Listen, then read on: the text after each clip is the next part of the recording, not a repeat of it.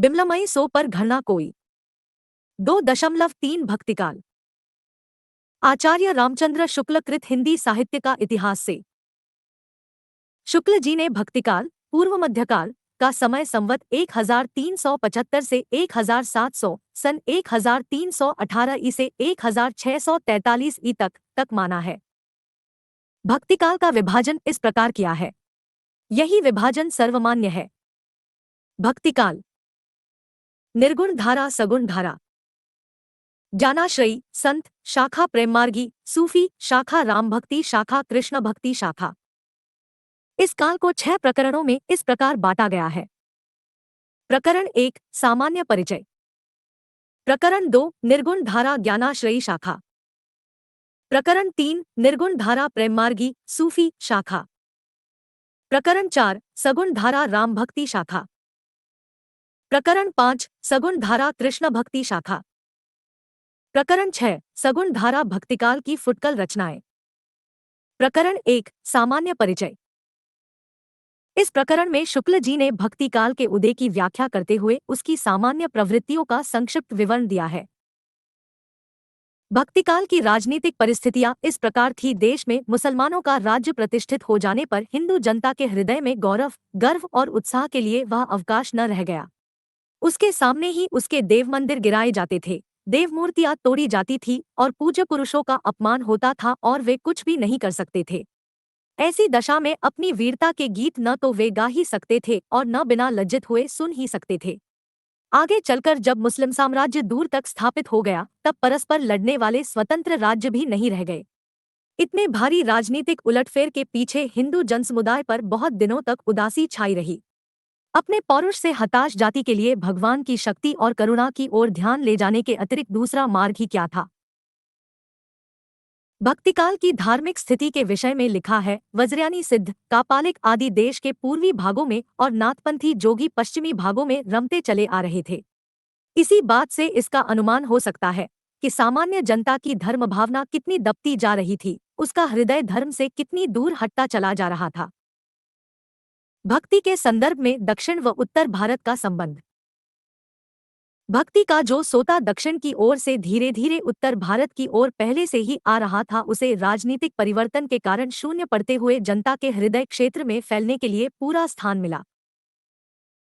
भक्ति के आंदोलन की जो लहर दक्षिण से आई, उसी ने उत्तर भारत की परिस्थिति के अनुरूप हिंदू मुसलमान दोनों के लिए एक सामान्य भक्तिमार्ग की भावना कुछ लोगों में जगाई। धर्म साधना के विषय में शुक्ल जी के कुछ महत्वपूर्ण मत। धर्म का प्रवाह कर्म, ज्ञान और भक्ति इन 3 धाराओं में चलता है। इन तीनों के सामंजस्य से धर्म अपनी पूर्ण सजीव दशा में रहता है। किसी एक के भी अभाव से वह विकलांग रहता है। कर्म के बिना वह लूला लंगड़ा, ज्ञान के बिना अंधा और भक्ति के बिना हृदयविहीन क्या निष्प्राण रहता है। ज्ञान के अधिकारी तो सामान्य से बहुत अधिक समुन्नत और विकसित बुद्धि के कुछ थोड़े से विशिष्ट व्यक्ति ही होते हैं। कर्म और भक्ति ही सारे जनसमुदाय की संपत्ति होती है। साधना के जो 3 अवयव कर्म, ज्ञान और भक्ति कहे गए हैं, वे सब काल पाकर दोषग्रस्त हो सकते हैं। कर्म अर्थशून्य विधि विधानों से निकम्मा हो सकता है, ज्ञान रहस्य और गुह्य की भावना से पाखंडपूर्ण हो सकता है और भक्ति इंद्रियोपभोग की वासना से कलुषित हो सकती है। भक्ति की निष्पत्ति श्रद्धा और प्रेम के योग से होती है। जहाँ श्रद्धा या पूज्य बुद्धि का अवयव जिसका लगाव धर्म से होता है छोड़कर केवल प्रेमलक्षणा भक्ति ली जाएगी, वहाँ वह अवश्य विलासिता से ग्रस्त हो जाएगी।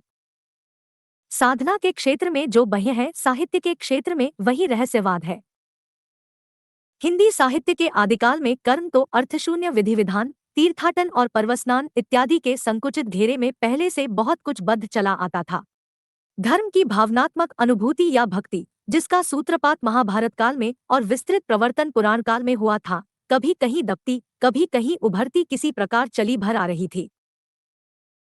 सिद्धोनाथों की कर्म संबंधी अवधारणा की आलोचना करते हुए लिखा है, उनका उद्देश्य कर्म को उस तंग गड्ढे से निकालकर प्रकृत धर्म के खुले क्षेत्र में लाना न था, बल्कि एक बारगी किनारे धकेल देना था।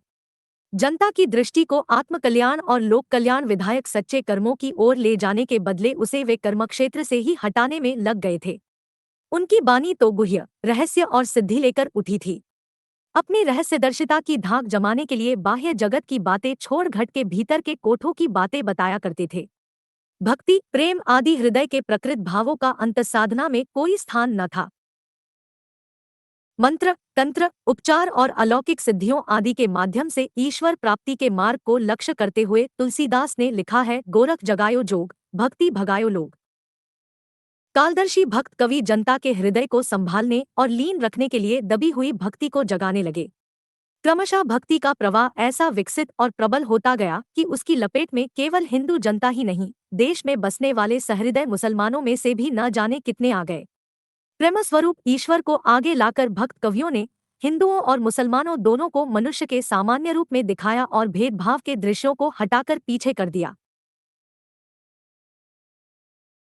देश में सगुण और निर्गुण नाम से भक्तिकाव्य की दो धाराएं विक्रम की 15वीं शताब्दी के अंतिम भाग से लेकर 17वीं शताब्दी के अंत तक समानांतर चलती रही। निर्गुण धारा को दो शाखाओं में विभक्त किया गया है, ज्ञानमार्गी शाखा और शुद्ध प्रेममार्गी शाखा। सूफियों की ज्ञानाश्रयी शाखा के संदर्भ में कुछ महत्वपूर्ण बिंदु इस प्रकार है। नामदेव की रचना के आधार पर यह कहा जा सकता है कि निर्गुण पंथ के लिए मार्ग निकालने वाले नाथ पंथ के योगी और भक्त नामदेव थे। जहां तक पता चलता है, निर्गुण मार्ग के निर्दिष्ट प्रवर्तक कबीरदास ही थे। यह शाखा भारतीय ब्रह्मज्ञान और योग साधना को लेकर तथा उसमें सूफियों के प्रेम तत्व को मिलाकर उपासना क्षेत्र में अग्रसर हुई और सगुण के खंडन में उसी जोश के साथ तत्पर रही जिस जोश के साथ पैगम्बरी मत बहुदेव उपासना और मूर्ति पूजा आदि के खंडन में रहते हैं। इस शाखा की रचनाएं साहित्यिक नहीं है, फुटकल दोहों या पदों के रूप में है, जिनकी भाषा और शैली अधिकतर अव्यवस्थित और उटपटांग है। कबीर आदि दो एक प्रतिभा संपन्न संतों को छोड़कर औरों में ज्ञानमार्ग की सुनी सुनाई बातों का पिष्टपेषण तथा हठयोग की बातों के कुछ रूपक भद्दी तुकबंदियों में है। भक्तिरस में मग्न करने वाली संस्था भी बहुत कम पाई जाती है। बात यह है कि इस पंथ का प्रभाव शिष्ट और शिक्षित जनता पर नहीं पड़ा, क्योंकि उसके लिए न तो इस पंथ में कोई नई बात थी, न नया आकर्षण। संस्कृत बुद्धि, संस्कृत हृदय और संस्कृत वाणी का वह विकास इस शाखा में नहीं पाया जाता जो शिक्षित समाज को अपनी ओर आकर्षित करता। अशिक्षित और निम्न श्रेणी की जनता पर इन संत महात्माओं का भारी उपकार है। उच्च विषयों का कुछ आभास देकर, आचरण की शुद्धता पर जोर देकर, आडंबरों का तिरस्कार करके, आत्मगौरव का भाव उत्पन्न करके इन्होंने इसे ऊपर उठाने का स्तुत्य प्रयत्न किया।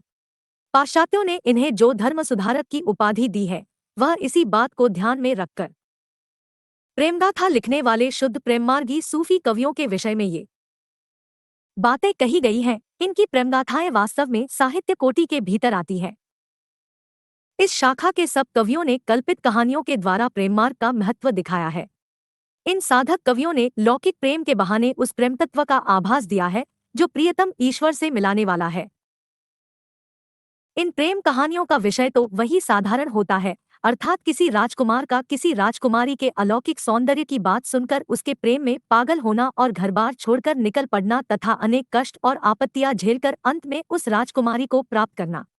पर प्रेम की पीर की जो व्यंजना होती है, वह ऐसे विश्वव्यापक रूप में होती है कि वह प्रेम इस लोक से परे दिखाई पड़ता है। सूफी कवियों ने जो कहानियां ली हैं, वे सब हिंदुओं के घर में बहुत दिनों से चली आती कहानियां हैं, जिनमें आवश्यकतानुसार उन्होंने कुछ हेरफेर किया है। कहानियों का मार्मिक आधार हिंदू है। मनुष्य के साथ पशु पक्षी और पेड़ पौधों को भी सहानुभूति सूत्र में बद्ध दिखाकर एक अखंड जीवन समष्टि का आभास देना हिंदू प्रेम कहानियों की विशेषता है। मनुष्य के घोर दोहक पर वन के वृक्ष भी रोते हैं, पक्षी भी संदेशे पहुंचाते हैं। यह बात इन कहानियों में मिलती है। शिक्षितों और विद्वानों की काव्य परंपरा में यद्यपि अधिकतर आश्रयदाता राजाओं के चरित्रों और पौराणिक या ऐतिहासिक आख्यानों की ही प्रवृत्ति थी, पर साथ ही कल्पित कहानियों का भी चलन था। इसका पता लगता है, जैसे ईश्वरदास की सत्यवती कथा। दिल्ली के बादशाह सिकंदर शाह संवत 1546 से 1574 के समय में कवि ईश्वरदास ने सत्यवती कथा नाम की एक कहानी दोहे चौपाइयों में लिखी थी, जिसकी आरंभ तो व्यासजनमेजय के संवाद से पौराणिक ढंग पर होता है, पर जो अधिकतर कल्पित, स्वच्छंद और मार्मिक मार्ग पर चलने वाली है। सूफियों के रहस्यवाद के विषय में लिखा है। बीच बीच में रहस्यमय परोक्ष की ओर जो मधुर संकेत मिलते हैं वे बड़े हृदयग्राही होते हैं। कबीर में जो रहस्यवाद मिलता है वह बहुत कुछ उन पारिभाषिक संज्ञाओं के आधार पर है जो वेदांत और हठयोग में निर्दिष्ट है। पर इन प्रेम प्रबंधकारों ने जिस रहस्यवाद का आभास बीच बीच में दिया है उसके संकेत स्वाभाविक और मर्मस्पर्शी है। अपना भावात्मक रहस्यवाद लेकर सूफी जब भारत आए तब यहाँ उन्हें केवल साधनात्मक रहस्यवाद योगियों, रसायनियों और तांत्रिकों में मिला। रसेश्वर दर्शन का उल्लेख सर्वदर्शन संग्रह में है। जायसी आदि सूफी कवियों ने हठयोग व रसायन की कुछ बातों को भी अपनी कहानियों में स्थान दिया है, अर्थात उनके यहाँ भावात्मक व साधनात्मक दोनों रहस्यवादों का निर्वहन है। आचार्य शुक्ल ने रहस्यवाद के दो भेद किए हैं।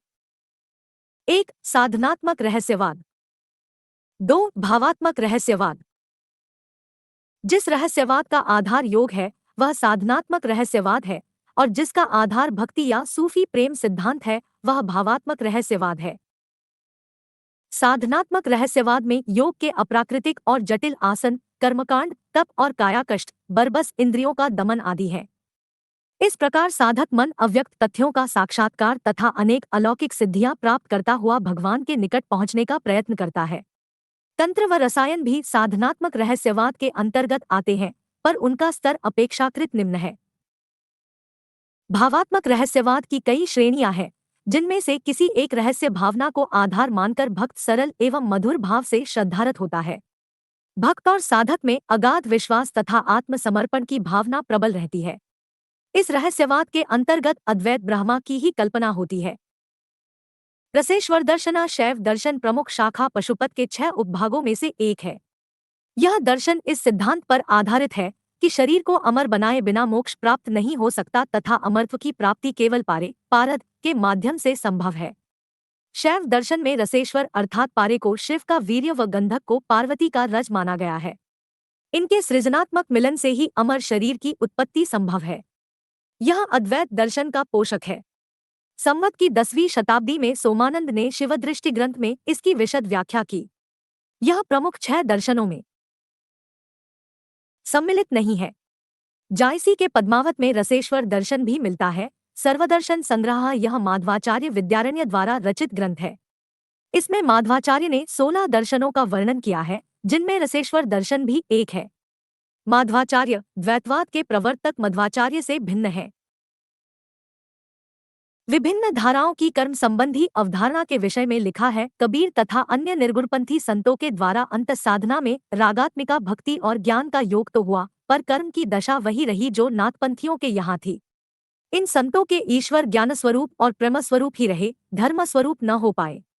ईश्वर के धर्मस्वरूप को लेकर, उस स्वरूप को लेकर जिसकी रमणीय अभिव्यक्ति लोक की रक्षा और रंजन में होती है, प्राचीन वैष्णव भक्तिमार्ग की राम भक्ति शाखा उठी। कृष्ण भक्ति शाखा केवल प्रेमस्वरूप ही लेकर नई उमंग से फैली। भक्तिकाल में मिलने वाले प्रेम तत्व को लेकर लिखा है। कबीर का ज्ञान प्रश्न तो रहस्य और गुह्य की भावना से विकृत मिलेगा, पर सूफियों से जो प्रेम तत्व उन्होंने लिया वह सूफियों के यहाँ चाहे कामवासना ग्रस्त हुआ हो पर निर्गुण पंथ में अविकृत रहा। यह निस्संदेह प्रशंसा की बात है। वैष्णवन की कृष्ण भक्ति शाखा ने केवल प्रेमलक्षणा भक्ति ली, फल यह हुआ कि उसने अश्लील विलासिता की प्रवृत्ति जगाई। राम भक्ति शाखा में भक्ति सर्वांगपूर्ण रही, इससे वह विकृत न होने पाई। तुलसी की भक्ति पद्धति में कर्म, धर्म और ज्ञान का पूरा सामंजस्य और समन्वय रहा। सगुणोपासक भक्त भगवान के सगुण और निर्गुण दोनों रूपों को मानता है, पर भक्ति के लिए सगुण रूप ही स्वीकार करता है, निर्गुण रूप ज्ञानमार्गियों के लिए छोड़ देता है। सब सगुणमार्गी भक्त भगवान के व्यक्त रूप के साथ साथ उनके अव्यक्त और निर्विशेष रूप का भी निर्देश करते आए हैं, जो बोधगम्य नहीं। वे अव्यक्त की ओर संकेत भर करते हैं, उसके विवरण में प्रवृत्त नहीं होते। प्रकरण 2, निर्गुण धारा ज्ञानाश्रयी शाखा। इस प्रकरण में ज्ञानाश्रयी शाखा के प्रमुख कवियों का वर्णन किया गया है।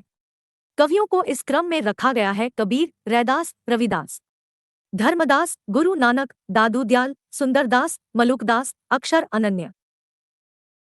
शुक्ल जी ने एक बात स्पष्ट की है, निर्गुण पंथ के संतों के संबंध में यह अच्छी तरह समझ रखनी चाहिए कि उनमें कोई दार्शनिक व्यवस्था दिखाने का प्रयत्न व्यर्थ है। उन पर द्वैत, अद्वैत, विशिष्टाद्वैत आदि का आरोप करके वर्गीकरण करना दार्शनिक पद्धति की अनभिज्ञता प्रकट करेगा। उनमें जो थोड़ा बहुत भेद दिखाई पड़ेगा वह उन अवयवों की न्यूनता या अधिकता के कारण जिनका मेल करके निर्गुण पंथ चला है। कबीर रामानुज की शिष्य परंपरा में होते हुए भी रामानंद जी भक्ति का एक अलग उदार मार्ग निकाल रहे थे जिसमें जाति पाति का भेद और खानपान का आचार दूर कर दिया गया था। आता इसमें कोई संदेह नहीं कि कबीर को राम नाम रामानंद जी से ही प्राप्त हुआ, पर आगे चलकर कबीर के राम रामानंद के राम से भिन्न हो गए। इसमें कोई संदेह नहीं कि कबीर ने ठीक मौके पर जनता के उस बड़े भाग को संभाला जो नाथपंथियों के प्रभाव से प्रेम भाव और भक्ति रस से शून्य शुष्क पड़ता जा रहा था। कबीर ने दूर दूर तक देशाटन किया, हठयोगियों तथा सूफी मुसलमान फकीरों का भी सत्संग किया। आता उनकी प्रवृत्ति निर्गुण उपासना की ओर दृढ़ हुई।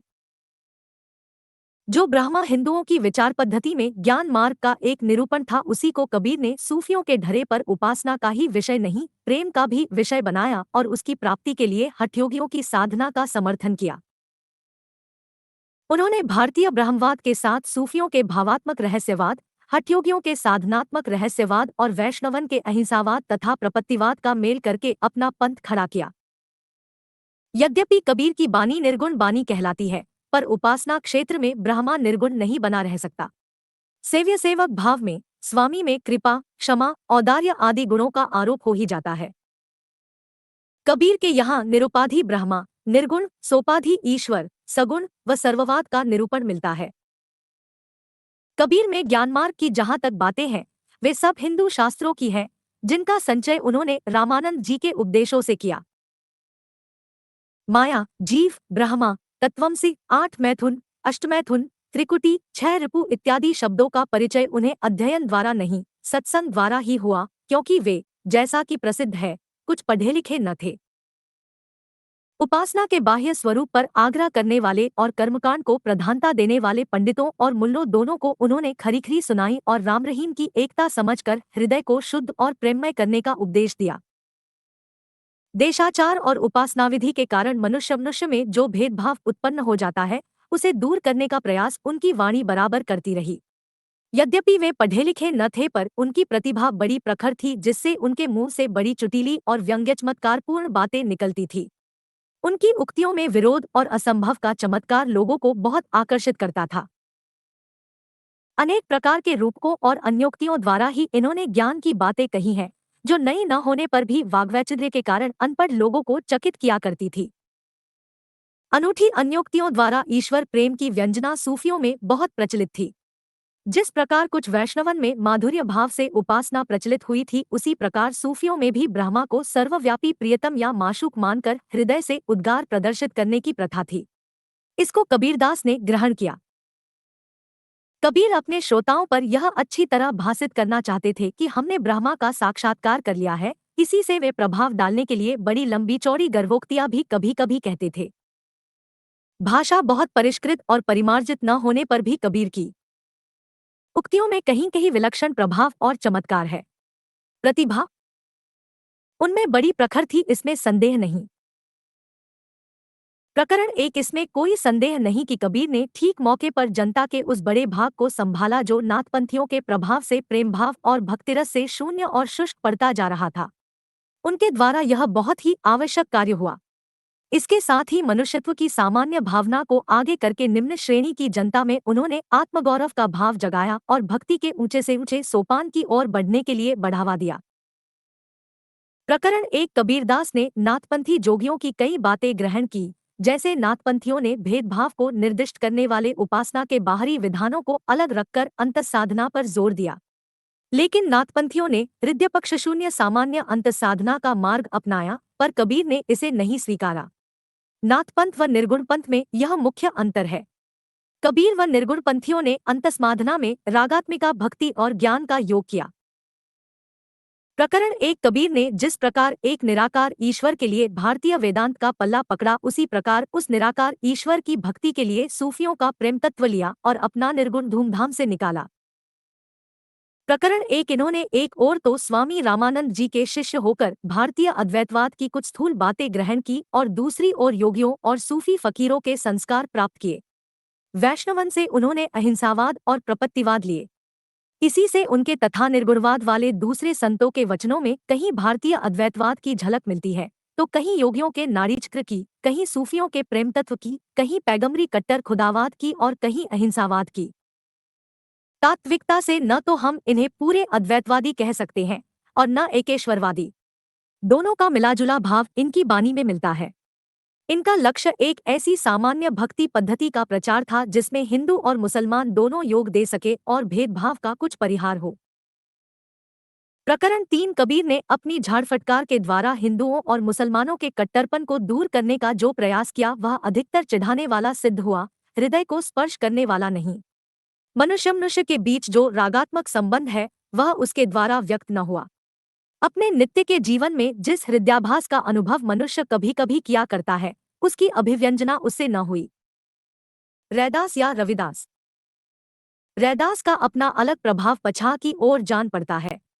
साधों का एक संप्रदाय जो फर्रुखाबाद और थोड़ा बहुत मिर्जापुर में भी पाया जाता है, रैदास की ही परंपरा में कहा जा सकता है।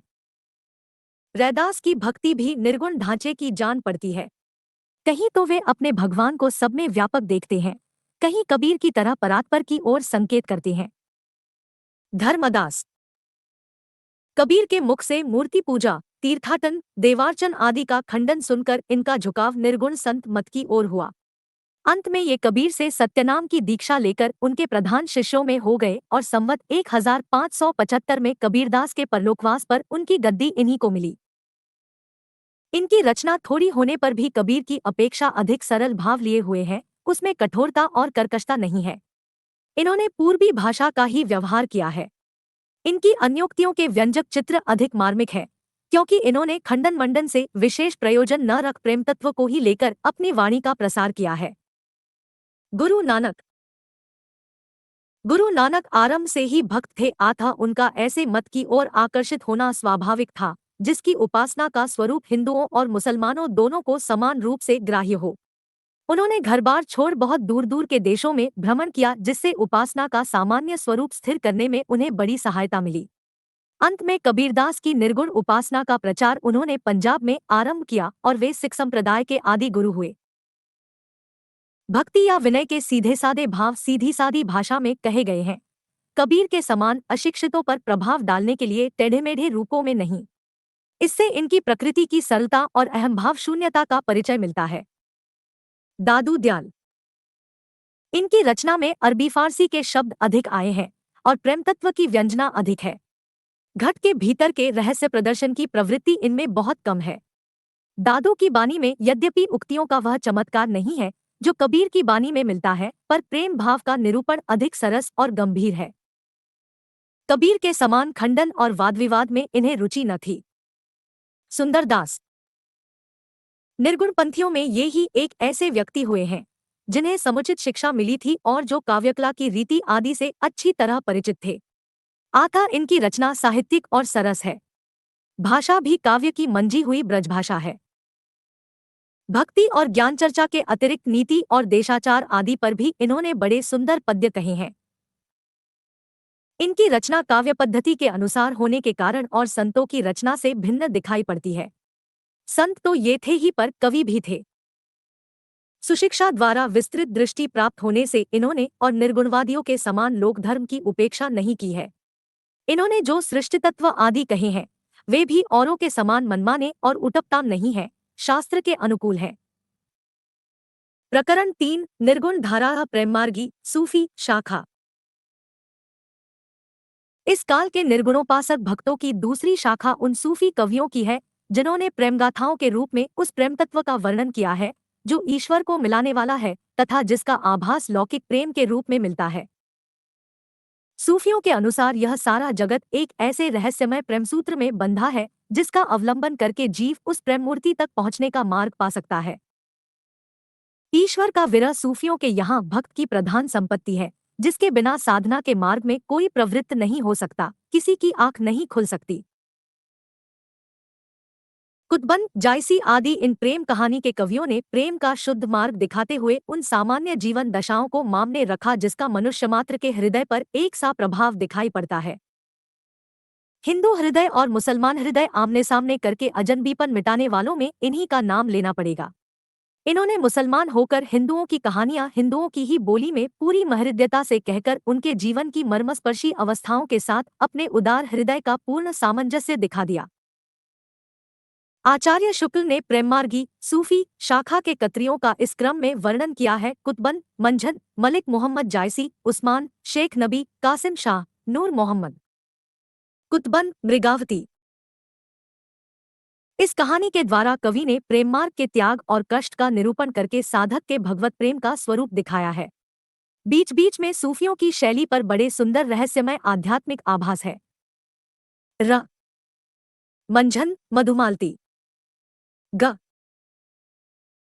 मृगावती के समान मधुमालती में भी 5 चौपाइयों अर्धालियों के उपरांत एक दोहे का क्रम रखा गया है। पर मृगावती की अपेक्षा इसकी कल्पना भी विशद है और वर्णन भी अधिक विस्तृत और हृदयग्राही है। आध्यात्मिक प्रेम भाव की व्यंजना के लिए प्रकृति के भी अधिक दृश्यों का समावेश मंझन ने किया है। कहानी भी कुछ अधिक जटिल और लंबी है। जन्म जन्मांतर और योन्यंतर के बीच प्रेम की अखंडता दिखाकर मंझन ने प्रेम तत्व की व्यापकता और नित्यता का आभास दिया है। मलिक मोहम्मद जायसी, पद्मावत। ग्रंथारंभ में कवि ने मसनवी की रूढ़ी के अनुसार शाहवक्त शेरशाह की प्रशंसा की है। जायसी की अक्षयकीर्ति का आधार है पद्मावत, जिसके पढ़ने से यह प्रकट हो जाता है कि जायसी का हृदय कैसा कोमल और प्रेम की पीर से भरा हुआ था। क्या लोक पक्ष में, क्या अध्यात्म पक्ष में, दोनों ओर उसकी दृढ़ता, गंभीरता और सरसता विलक्षण दिखाई देती है। कबीर ने केवल भिन्न प्रतीत होती हुई परोक्ष सत्ता की एकता का आभास दिया था। प्रत्यक्ष जीवन की एकता का दृश्य सामने रखने की आवश्यकता बनी थी। यह जायसी द्वारा पूरी हुई। पद्मावत में प्रेमगाथा की परंपरा पूर्ण प्रौढ़ता को प्राप्त मिलती है। यह उस परंपरा में सबसे अधिक प्रसिद्ध ग्रंथ है। इसकी कहानी में भी विशेषता है। इसमें इतिहास और कल्पना का योग है। जायसी ने यद्यपि इतिहास प्रसिद्ध नायक और नायिका ली है, पर उन्होंने अपनी कहानी का रूप वही रखा है जो कल्पना के उत्कर्ष द्वारा साधारण जनता के हृदय में प्रतिष्ठित था। इस रूप में इस कहानी का पूर्वार्ध तो बिल्कुल कल्पित है और उत्तरार्ध ऐतिहासिक आधार पर है। प्रेममार्गी सूफी कवियों की और कथाओं से इस कथा में यह विशेषता है कि इसके ब्योरों से भी साधना के मार्ग, उसकी कठिनाइयों और सिद्धि के स्वरूप आदि की जगजगा व्यंजना होती है। यद्यपि पद्मावत की रचना संस्कृत प्रबंधकाव्यों की सर्गबद्ध पद्धति पर नहीं है, फारसी की मसनवी शैली पर है, पर श्रृंगार, वीर आदि के वर्णन में चली आती हुई भारतीय काव्य परंपरा के अनुसार ही है। इसका पूर्वार्ध तो एकांत प्रेममार्गी का ही आभास देता है, पर उत्तरार्ध में लोकपक्ष का भी विधान है। पद्मिनी के रूप का जो वर्णन जायसी ने किया है, वह पाठक को सौंदर्य की लोकोत्तर भावना में मग्न करने वाला है। अनेक प्रकार के अलंकारों की योजना उसमें पाई जाती है। जायसी के पहले के कवियों ने 5-5 चौपाइयों अर्धालियों के पीछे एक दोहा रखा है, पर जायसी ने 7 चौपाइयों का क्रम रखा। मसनवी शैली यह प्रबंध काव्य की फारसी शैली है। इन रचनाओं के आरंभ में ईश्वर की स्तुति, समकालीन शासक का उल्लेख, पूरी रचना का एक ही छंद में होना, रचना का सर्गों में विभक्त न होना, प्रेम की फारसी पद्धति, नायक के पक्ष में विरह का अधिक होना तथा लोक निरपेक्ष प्रेम की विद्यमानता का होना इस शैली की संक्षिप्त विशेषताएं हैं। कड़वक बद्ध बंद परंपरा 5 या 7 चौपाइयों पर एक दोहे का धत्ता देने की शैली को कड़वक पद्धति कहते हैं। यह पद्धति फारसी काव्यों से नहीं बल्कि अपभ्रंश काव्य के दौरान स्वयंभू के काव्य से विकसित हुई। उस्मान, चित्रावली। कवि ने इस रचना में जायसी का पूरा अनुकरण किया। जो विषय जायसी ने अपनी पुस्तक में रखे हैं, उन विषयों पर उस्मान ने भी कुछ कहा है। कहीं कहीं तो शब्द और वाक्य विन्यास भी वही है, पर विशेषता यह है कि कहानी बिल्कुल कवि की कल्पित है। इन्होंने भी जायसी की तरह 7 चौपाइयों का क्रम रखा है, 5 चौपाइयों का नहीं। शेखनबी, ज्ञानदीप। शुक्लजी ने शेखनबी के विषय में माना है कि इनसे प्रेममार्गी सूफी कवियों की प्रचुरता की समाप्ति समझनी चाहिए। यहाँ प्रेमाथा परंपरा समाप्त होती है। आगे भी इस शैली की कुछ रचनाएं आई, पर जनता पर उनका वैसा प्रभाव नहीं पड़ता। कासिम शाह, हंस जवाहिर। इनकी रचना बहुत निम्न कोटि की है। इन्होंने जगह जगह जायसी की पदावली तक ली है, पर प्रौढ़ता नहीं है। नूर मोहम्मद, इंद्रावती, अनुराग बासुरी। नूर मोहम्मद फारसी के अच्छे आलिम थे और इनका हिंदी काव्य भाषा का भी ज्ञान और सब सूफी कवियों से अधिक था। इंद्रावती कवि ने जागसी के पहले के कवियों के अनुसार 5-5 चौपाइयों के उपरांत दोहे का क्रम घा है। इसी ग्रंथ को सूफी पद्धति का अंतिम ग्रंथ मानना चाहिए। अनुराग बांसुरी इसकी भाषा सूफी रचनाओं से बहुत अधिक संस्कृत गर्भित है। हिंदी भाषा में रचना करने इंद्रावती की के कारण शायद इन्हें उपालम सुनने को मिलता था कि तुम मुसलमान होकर हिंदी भाषा में रचना करने क्यों गए। संवत 1800 तक आते आते मुसलमान हिंदी से किनार खींचने लगे थे। हिंदी हिंदुओं के लिए छोड़कर अपने लिखने पढ़ने की भाषा वे विदेशी अर्थात फारसी ही रखना चाहते थे, जिसे उर्दू कहते हैं। उसका उस समय तक साहित्य में कोई स्थान न था। कवि ने इसकी रचना अधिक पांडित्यपूर्ण रखने का प्रयत्न किया है और विषय भी इसका तत्वज्ञान संबंधी है। शरीर, जीवात्मा और मनोवृत्तियों आदि को लेकर पूरा अध्यवसित रूपक एलेगरी खड़ा करके कहानी बांधी है और सब सूफी कवियों की कहानियों के बीच में दूसरा पक्ष व्यंजित होता है, पर यह सारी कहानी और सारे पात्र ही रूपक है। चौपाइयों के बीच बीच में इन्होंने दोहे न रखकर बरवे रखे हैं। प्रयोग भी ऐसे ऐसे संस्कृत शब्दों के हैं जो और सूफी कवियों में नहीं आए हैं। काव्य भाषा के अधिक निकट होने के कारण भाषा में कहीं कहीं ब्रजभाषा के शब्द और प्रयोग भी पाए जाते हैं। शुक्ल जी ने यही सूफी आख्यान काव्यों की अखंडित परंपरा की समाप्ति मानी है। प्रेममागी सूफी कवियों की प्रचुरता की समाप्ति शेख नबी से मानने, शेखनवी से प्रेमगाथा परंपरा समाप्त समझनी चाहिए का अर्थ यह है कि इनके बाद यह शाखा क्षीण पड़ जाती है और कम संख्या में प्रेममार्गी कवि मिलते हैं। इनके बाद शुक्ल जी ने कासिम शाह व नूर मोहम्मद का जिक्र किया है, जहां वे नूर मोहम्मद की इंद्रावती को सूफी पद्धति का अंतिम ग्रंथ मानते हैं। नूर मोहम्मद की चर्चा के बाद ही शुक्ल जी लिखते हैं। सूफी आख्यान काव्यों की अखंडित परंपरा की यही समाप्ति मानी जा सकती है। साहित्य की कोई अखंड परंपरा समाप्त होने पर कुछ दिन तक परंपरा की कुछ रचनाएं इधर-उधर होती रहती हैं। इस ढंग की पिछली रचनाओं में चतुर्मुकुट की कथा और यूसुफ जुलेखा उल्लेख योग्य है। प्रकरण 4 सगुणधारा राम भक्ति शाखा। जगत प्रसिद्ध स्वामी शंकराचार्य जी ने जिस अद्वैतवाद का निरूपण किया था वह भक्ति के सन्निवेश के उपयुक्त न था। यद्यपि उसमें ब्रह्मा की व्यावहारिक सगुण सत्ता का भी स्वीकार था, पर भक्ति के सम्यक प्रसार के लिए जैसे दृढ़ आधार की आवश्यकता थी वैसा दृढ़ आधार स्वामी रामानुजाचार्य जी संवत 1073 ने खड़ा किया। उनके विशिष्टाद्वैतवाद के अनुसार चिचिद्विशिष्ट बहे के ही अंश जगत के सारे प्राणी हैं, जो उसी से उत्पन्न होते हैं और उसी में लीन होते हैं। अतः इन जीवों के लिए उद्धार का मार्ग यही है कि वे भक्ति द्वारा उस अंशी का सामीप्य लाभ करने का यत्न करें। रामानुजी की शिष्य परंपरा देश में बराबर फैलती गई और जनता भक्ति मार्ग की ओर अधिक आकर्षित होती रही। रामानुजाचार्य और रामानंद की पद्धतियों में मुख्य भेद। रामानुजाचार्य जी के मतावलंबी होने पर भी अपनी उपासना पद्धति का इन्होंने रामानंद विशेष रूप रखा। इन्होंने उपासना के लिए वैकुंठ निवासी विष्णु का स्वरूप न लेकर लोक में लीला विस्तार करने वाले उनके अवतार राम का आश्रय लिया। इनके इष्टदेव राम हुए और मूल मंत्र हुआ राम नाम। उन्होंने रामानंद उदारतापूर्वक मनुष्य मात्र को इस सुलभ सगुण भक्ति का अधिकारी माना और देश भेद, वर्ण भेद, जाति भेद आदि का विचार भक्ति मार्ग से दूर रखा। यह बात उन्होंने सिद्धों या नाथपंथियों की देखादेखी नहीं की, बल्कि भगवत भक्ति के संबंध में महाभारत, पुराण आदि के कथित सिद्धांत के अनुसार की।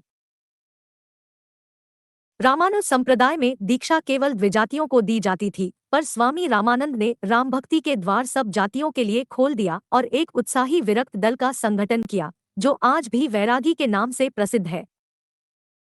भक्तिमार्ग में इनकी इस उदारता का अभिप्राय यह कदापि नहीं है, जैसा कि कुछ लोग समझा और कहा करते हैं कि रामानंद जी वर्णाश्रम के विरोधी थे। समाज के लिए वर्ण और आश्रम की व्यवस्था मानते हुए वे भिन्न भिन्न कर्तव्यों की योजना स्वीकार करते थे। केवल उपासना के क्षेत्र में उन्होंने सबका समान अधिकार स्वीकार किया। भगवत भक्ति में वे किसी भेदभाव को आश्रय नहीं देते थे। शुक्ल जी ने राम भक्त कवियों का इस क्रम में वर्णन किया है। गोस्वामी तुलसीदास जी, स्वामी अग्रदास, नाभादास जी, प्राणचंद्र चौहान व हृदयराम। गोस्वामी तुलसीदास जी। यद्यपि स्वामी रामानंद जी की शिष्य परंपरा के द्वारा देश के बड़े भाग में राम भक्ति की पुष्टि निरंतर होती आ रही थी और भक्त लोग फुटकल पदों में राम की महिमा गाते आ रहे थे, पर हिंदी साहित्य के क्षेत्र में इस भक्ति का परमोज्वल प्रकाश विक्रम की 17वीं शताब्दी के पूर्वार्ध में गोस्वामी तुलसीदास जी की वाणी द्वारा स्फुरित हुआ। योगमार्ग से भक्तिमार्ग का पार्थक्य गोस्वामी जी ने बहुत स्पष्ट शब्दों में बताया है। योगमार्ग ईश्वर को अंतस्थ मानकर अनेक प्रकार की अंत साधनाओं में प्रवृत्त करता है। सगुण भक्तिमार्गी ईश्वर को भीतर और बाहर सर्वत्र मानकर उनकी कला का दर्शन खुले हुए व्यक्त जगत के बीच करता है। वह ईश्वर को केवल मनुष्य के क्षुद्र घट के भीतर ही नहीं मानता। घट के भीतर कहने से गुह्य या रहस्य की धारणा फैलती है, जो भक्ति के सीधे स्वाभाविक मार्ग में बाधा डालती है। घट के भीतर साक्षात्कार करने की बात कहने वाले प्रायः अपने को गूढ़ रहस्यदर्शी प्रकट करने के लिए सीधी सादी बात को भी रूपक बांधकर और टेढ़ी पहेली बनाकर कहा करते हैं। पर इस प्रकार के दुराव छिपाव की प्रवृत्ति को गोस्वामी जी भक्ति विरोधी मानते हैं। सरलता या सीधेपन को वे भक्ति का नित्य लक्षण कहते हैं। मन की सरलता, वचन की सरलता और कर्म की सरलता, तीनों को वे भक्ति के मार्ग को ऐसा नहीं मानते जिसे लखे कोई बिरले। वे उसे ऐसा सीधा सादा स्वाभाविक मार्ग बताते हैं जो सबके सामने दिखाई पड़ता है। वह संसार में सबके लिए ऐसा ही सुलभ है जैसे अन्न और जल। जिस हृदय से भक्ति की जाती है वह सबके पास है।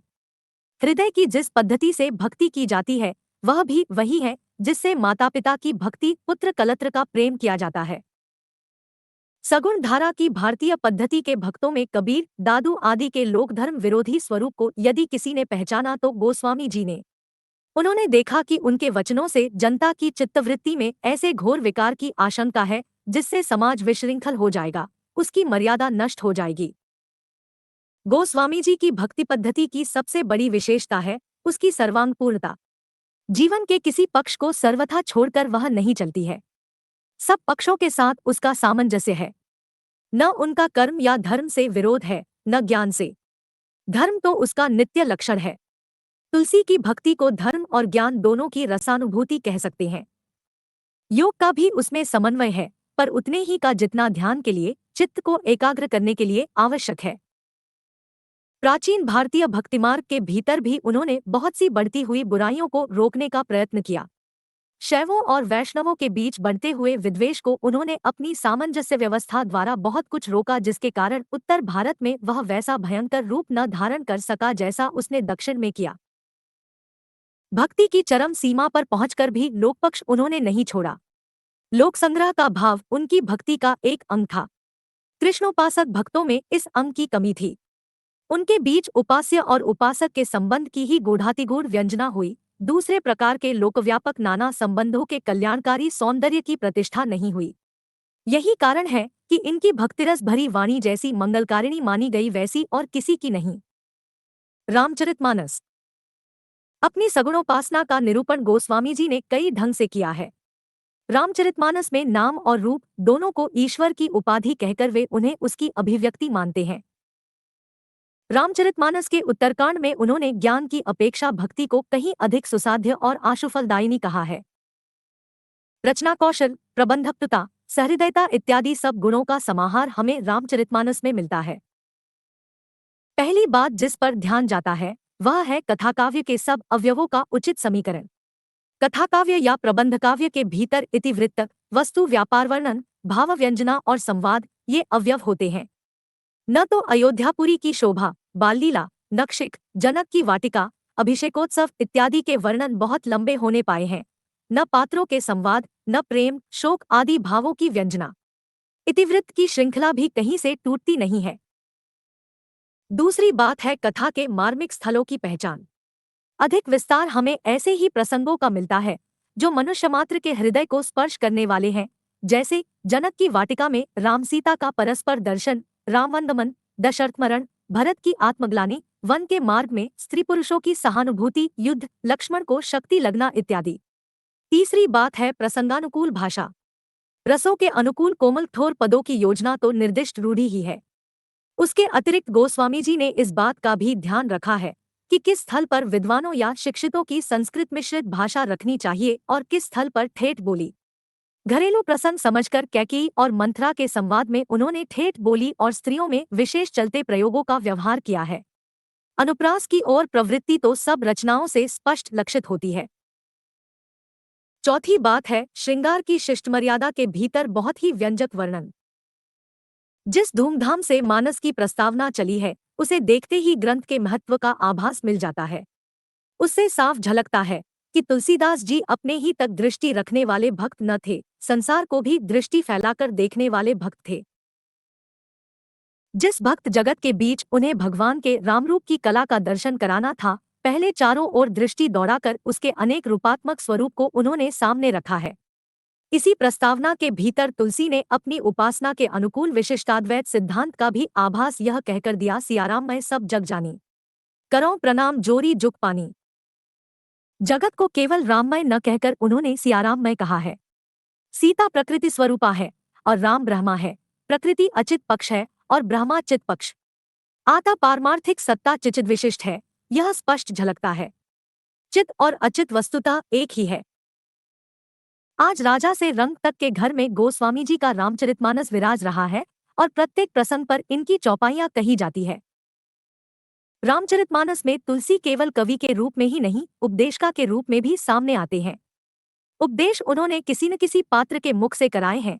इससे कान्य दृष्टि से यह कहा जा सकता है कि वे उपदेश पात्र के स्वभांचित्रण के साधन रूप है। पर यह बात नहीं है। उपदेश उपदेश के लिए ही है। नवीन प्रसंगों की उद्भावना और तुलसीदास रामचरितमानम के भीतर कहीं की घटनाओं के थोड़े ही हेरफेर तथा स्वकल्पित ममवादों के समावेशों के अतिरिक्त अपनी ओर से छोटी छोटी घटनाओं या प्रसंगों की नई कल्पना तुलसीदास जी ने नहीं की है। मानस में उनका ऐसा न करना तो उनके उद्देश्य के अनुसार बहुत ठीक है। राम के प्रामाणिक चरित द्वाग वे जीवन भर बना रहने वाला प्रभाव उत्पन्न करना चाहते थे और काव्यों के समान केवल अल्पस्थायी रसानुभूति मात्र नहीं। पर गीतावली तो प्रबंध काव्य न थी। उसमें तो सूर के अनुकरण पर वस्तु व्यापार वर्णन का बहुत विस्तार है। उसके भीतर छोटे छोटे प्रसंगों की उद्भावना का पूरा अवकाश था, फिर भी कल्पित घटनात्मक प्रसंग नहीं पाए जाते। इससे यही प्रतीत होता है कि उनकी प्रतिभा अधिकतर उपलब्ध प्रसंगों को लेकर चलने वाली थी, नए नए प्रसंगों की उद्भावना करने वाली नहीं।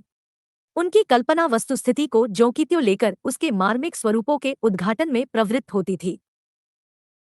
गोपियों को छकाने वाली कृष्णलीला के अंतर्गत छोटी मोटी कथा के रूपों में कुछ दूर तक मनोरंजक और कुतूहलप्रद ढंग से चलने वाले नाना प्रसंगों की जो नवीन उद्भावना सूरसागर में पाई जाती है, वह तुलसी के किसी ग्रंथ में नहीं मिलती। तुलसीदास की भाषा गोस्वामी जी के प्रादुर्भाव को हिंदी काव्य क्षेत्र में एक चमत्कार समझना चाहिए। हिंदी काव्य की शक्ति का पूर्ण प्रसार इनकी रचनाओं में ही पहले पहल दिखाई पड़ा। साहित्य की भाषा में जो वीरगाथा काल के कवियों के हाथ में बहुत कुछ अपने पुराने रूप में ही रही, प्रचलित भाषा के सहयोग से नया जीवन सगुणोपासक कवियों द्वारा प्राप्त हुआ। गोस्वामी तुलसीदास जी के समय में काव्य भाषा के दो रूप प्रचलित थे, एक ब्रज और दूसरी अवधी। दोनों में उन्होंने समान अधिकार के साथ रचनाएं की। सगुण कवियों की काव्य भाषा का विकास। ब्रज भक्तवर सूरदास जी ब्रज की चलती भाषा को परंपरा से चली आती हुई काव्य भाषा के बीच पूर्ण रूप से प्रतिष्ठित करके साहित्यिक भाषा को लोक व्यवहार के मूल में लाए।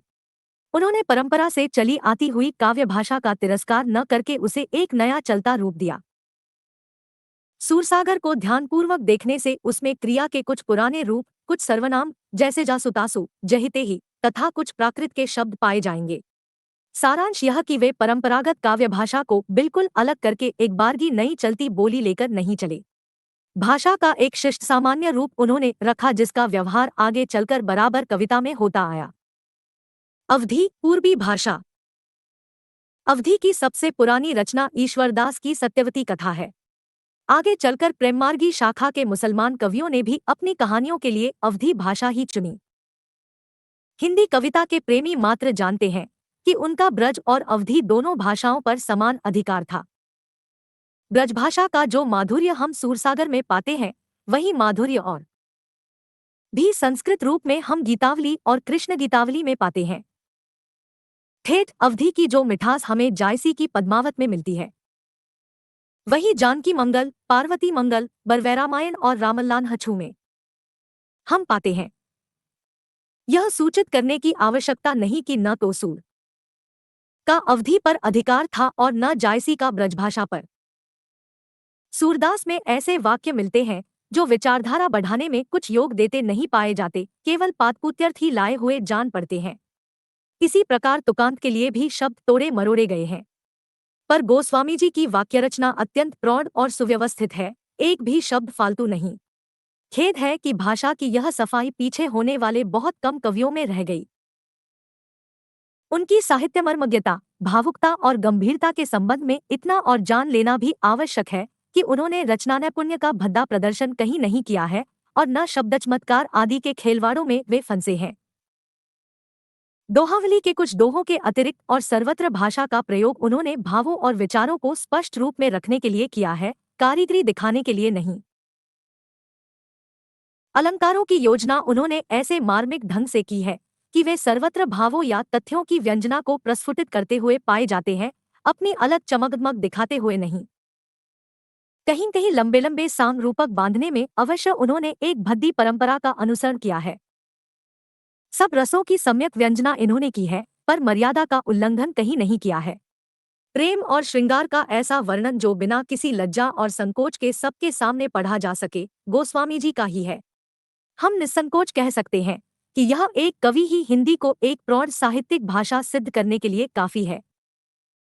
तुलसी द्वारा प्रयुक्त शैलियाँ। गोस्वामी जी के सामने कई शैलियाँ प्रचलित थी, जिनमें मुख्य ये हैं: क वीरगाथा काल की छप्पय पद्धति, ख विद्याप्ति और सूरदास की गीत पद्धति, ग गंग आदि भाटों की कवित्तस्वैया पद्धति, घ कबीरदास की नीति संबंधी बानी की दोहा पद्धति जो अपभ्रंश से चली आती थी, और न ईश्वरदास की दोहे चौपाई वाली प्रबंध पद्धति। विद्याप्ति और सूरदास की गीत पद्धति। विद्याप्ति और सूरदास की गीत पद्धति पर इन्होंने बहुत विस्तृत और बड़ी सुंदर रचना की है। सूरदास जी की रचना में संस्कृत की कोमलकांत पदावली और अनुप्रासों की वह विचित्र योजना नहीं है जो गोस्वामी जी की रचना में है। दोनों भक्त शिरोमणियों की रचना में यह भेद ध्यान देने योग्य है और इस पर ध्यान अवश्य जाता है। गोस्वामी जी की रचना अधिक संस्कृत गर्भित है, पर इसका यह अभिप्राय नहीं है कि इनके पदों में शुद्ध देश भाषा का माधुर्य नहीं है। इन्होंने दोनों प्रकार की मधुरता का बहुत ही अनूठा मिश्रण किया है। विनय पत्रिका के प्रारंभिक स्तोत्रों में जो संस्कृत पदविन्यास है, उसमें गीत गोविंद के पदविन्यास से इस बात की विशेषता है कि वह विषम है और रस के अनुकूल कहीं कोमल और कहीं कर्कश देखने में आता है। हृदय के विविध भावों की व्यंजना गीतावली के मधुर पदों में देखने योग्य है। गीतावली की रचना गोस्वामी जी ने सूरदास जी के अनुकरण पर की है। बाललीला के कई एक पद जो के त्यों सूरसागर में भी मिलते हैं, केवल राम शाम का अंतर है।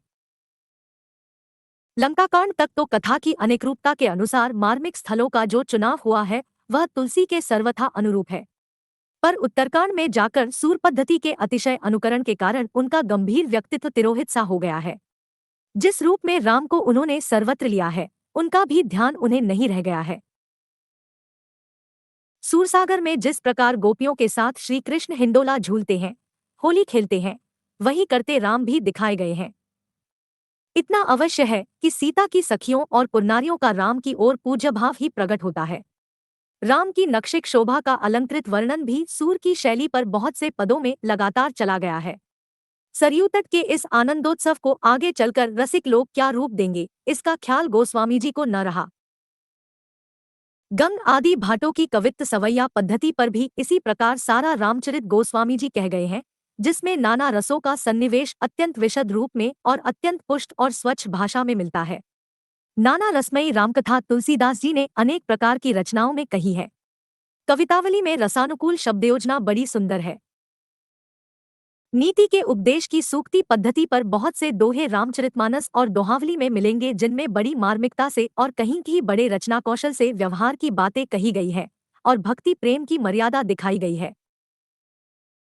जिस प्रकार चौपाई दोहे के क्रम से जायसी ने अपना पद्मावत नाम का प्रबंध काव्य लिखा, उसी क्रम पर गोस्वामी जी ने अपना परम प्रसिद्ध काव्य रामचरितमानस, जो लोगों के हृदय का हार बनता चला आता है, रचा। भाषा वही अवधि है, केवल पदविन्यास का भेद है। गोस्वामी जी शास्त्र पारंगत विद्वान थे, अतः उनकी शब्दयोजना साहित्यिक और संस्कृत गर्भित है। जायसी में केवल ठेठ अवधि का माधुर्य है, पर गोस्वामी जी की रचना में संस्कृत की कोमल पदावली का भी बहुत ही मनोहर मिश्रण है। गोस्वामी तुलसीदास के विषय में शुक्ल जी की अन्य महत्वपूर्ण स्थापनाएं। राम भक्ति का एक अंग आदि राम भक्त हनुमान जी की उपासना भी हुई। स्वामी रामानंद जी कृत हनुमान जी की स्तुति का उल्लेख हो चुका है। गोस्वामी तुलसीदास जी ने हनुमान जी की वंदना बहुत स्थलों पर की है। हनुमान बाहुक तो केवल हनुमान जी को ही संबोधन करके लिखा गया है। भक्ति के लिए किसी पहुंचे हुए भक्त का प्रसाद भी भक्तिमार्ग में अपेक्षित होता है। सगुण भक्ति का पक्ष जो भगवान के अवतार को लेकर चलता है, उसका पूर्ण विकास तुलसी में पाया जाता है। शुक्ल जी ने उदाहरणार्थ लिखा है। विनय पत्रिका में गोस्वामी जी ने लोक में फैले अधर्म, अनाचार, अत्याचार आदि का भीषण चित्र खींचकर भगवान से अपना सत स्वरूप, धर्म संस्थापक स्वरूप व्यक्त करने की प्रार्थना की है। उन्हें दृढ़ विश्वास है कि धर्म स्वरूप भगवान की कला का कभी न कभी दर्शन होगा। आता वे यह भावना करके पुलकित हो जाते हैं कि सत्स्वरूप का लोकव्यक्त प्रकाश हो गया, रामराज्य प्रतिष्ठित हो गया और चारों ओर फिर मंगल छा गया। और कवि जीवन का कोई एक पक्ष लेकर चले हैं, जैसे वीरकाल के कवि उत्साह को, भक्तिकाल के दूसरे कवि प्रेम और ज्ञान को, अलंकार काल के कवि दाम्पत्य प्रणय या श्रृंगार को। पर इनकी वाणी की पहुंच मनुष्य के सारे भावों और व्यवहारों तक है।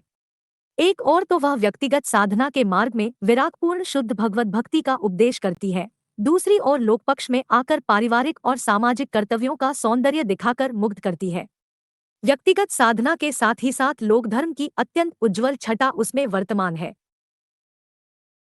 अपने दृष्टि विस्तार के कारण ही तुलसीदास उत्तरी भारत की समग्र जनता के हृदय मंदिर में पूर्ण प्रेम प्रतिष्ठा के साथ विराज रहे हैं। भारतीय जनता का प्रतिनिधि कवि यदि किसी को कह सकते हैं तो इन्हीं महानुभाव को। गोस्वामी जी के पीछे भी कई लोगों ने रामायण लिखी, पर वे गोस्वामी जी की रचनाओं के सामने प्रसिद्धि न प्राप्त कर सकी। ऐसा जान पड़ता है कि गोस्वामी जी की प्रतिभा का प्रखर प्रकाश 150 वर्ष तक ऐसा छाया रहा कि राम भक्ति की और रचनाएं उसके सामने ठहर न सकी। भक्ति का पूर्ण स्वरूप।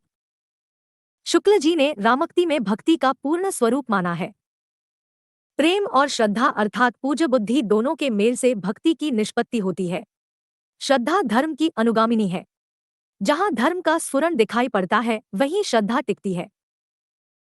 धर्म ब्रह्मा के सत्स्वरूप की व्यक्त प्रवृत्ति है, उस स्वरूप की क्रियात्मक अभिव्यक्ति है जिसका आभास अखिल विश्व की स्थिति में मिलता है। पूर्ण भक्त व्यक्त जगत के बीच सत की इस सर्वशक्तिमय प्रवृत्ति के उदय का, धर्म की इस मंगलमयी ज्योति के स्फुरण का साक्षात्कार चाहता रहता है।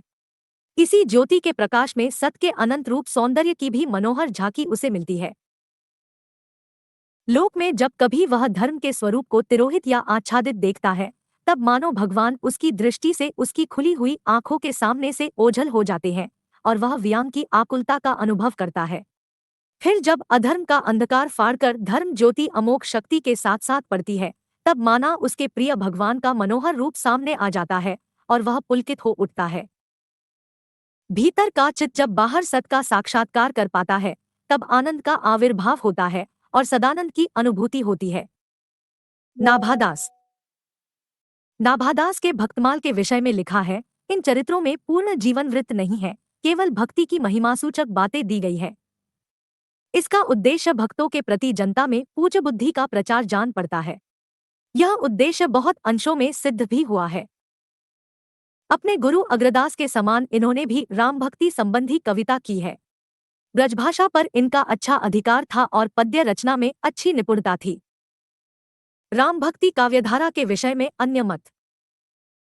राम भक्ति की काव्यधारा की सबसे बड़ी विशेषता यह है कि उसमें सब प्रकार की रचनाएं हुई, उसके द्वारा कई प्रकार की रचना पद्धतियों को उत्तेजना मिली। कृष्णोपासी कवियों ने मुक्तक के एक विशेष अंग गीत काव्य की ही पूर्ति की, पर रामचरित को लेकर अच्छे अच्छे प्रबंध काव्य रचे गए। जो भक्तिमार्ग श्रद्धा के अवयव को छोड़कर केवल प्रेम को ही लेकर चलेगा, धर्म से उसका लगाव न रह जाएगा, वह एक प्रकार से अधूरा रहेगा। श्रृंगारोपासना, माधुर्य भाव आदि की ओर उसका झुकाव होता जाएगा और धीरे धीरे उसमें गुह्य, रहस्य आदि का भी समावेश होगा। परिणाम यह होगा कि भक्ति के बहाने विलासिता और इंद्रियासक्ति की स्थापना होगी। कृष्ण भक्त सूरदास जी की श्रृंगारी रचना का कुछ अनुकरण गोस्वामी जी की गीतावली के उत्तरकांड में दिखाई पड़ता है, पर वह केवल आनंदोत्सव तक रह गया है। कृष्ण भक्ति शाखा कृष्ण भगवान के धर्मस्वरूप कोलोकर्षक और लोकरंजक स्वरूप को छोड़कर केवल मधुर स्वरूप और प्रेमलक्षणा भक्ति की सामग्री लेकर चली। इससे धर्म सौंदर्य के आकर्षण से वह दूर पड़ गई। तुलसीदास जी ने भक्ति को अपने पूर्ण रूप में, श्रद्धा प्रेम समन्वित रूप में सबके सामने रखा और धर्म या सदाचार को उसका नित्य लक्षण निर्धारित किया। प्रकरण 5 सगुणधारा कृष्ण भक्ति शाखा। इस प्रकरण में शुक्ल जी ने शंकर व श्री वल्लभाचार्य के माध्यम से कृष्ण भक्ति शाखा का दार्शनिक आधार व इतिहास समझाया है। इसके बाद अष्टछाप के कवियों व अन्य कृष्ण भक्त कवियों के विषय में चर्चा की गई है। श्री वल्लभाचार्य विक्रम की 15वीं और 16वीं शताब्दी में वैष्णव धर्म का जो आंदोलन देश के एक छोर से दूसरे छोर तक रहा, उसके श्री वल्लभाचार्य जी प्रधान प्रवर्तकों में से थे।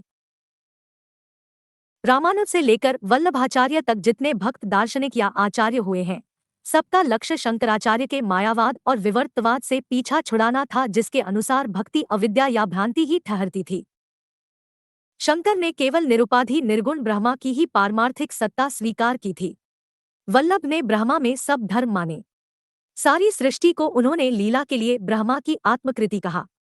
अपने को अंशरूप जीवों में बिखराना ब्रह्मा की लीला मात्र है।